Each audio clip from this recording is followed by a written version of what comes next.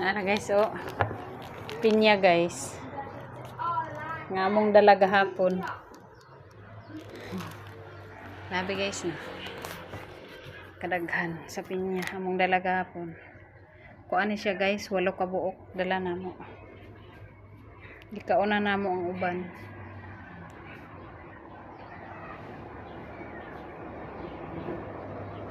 Kani siya, hinatag raman na siya ko ano, medyo nalata ang ibabaw, natumba man siya. Pero makaon siya, putlon na nakutob diha. Napay makaon. Nagi dako guys na. Dako ang pinya. Ipakay saktong hinog gajud, kadagko lagi. Nay among nangka guys, gikan sa among uma sayo man mi dito nangka yami kaayo ang nangka, arang katamis, tapos ang unod niya ay murag plastic. Ang unod niya bagtikon og unod ba, dili lataon og unod. Lami gid siya nangka tamis. Dako man ni guys, ikaon na namo. Kana na lay nabilin. Mo na yung pinya guys. Ang dala gahapon guys. Kadako gyud do. Ang paghawid nako oh.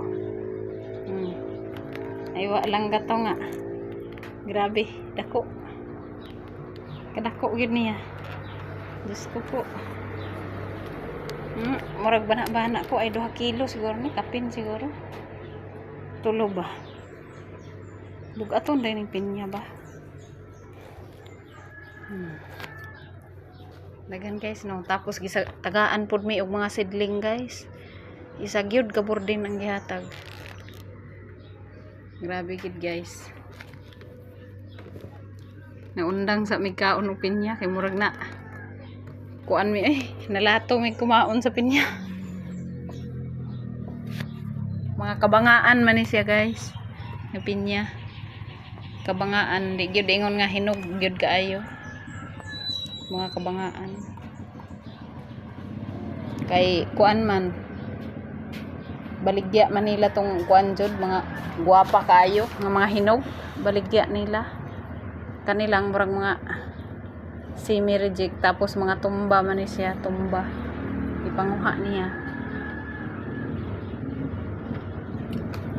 iyang gi hatag sa amo daghan gini guys, wala pa buok gahapon. Kalami sa nangka, kaso lang busog.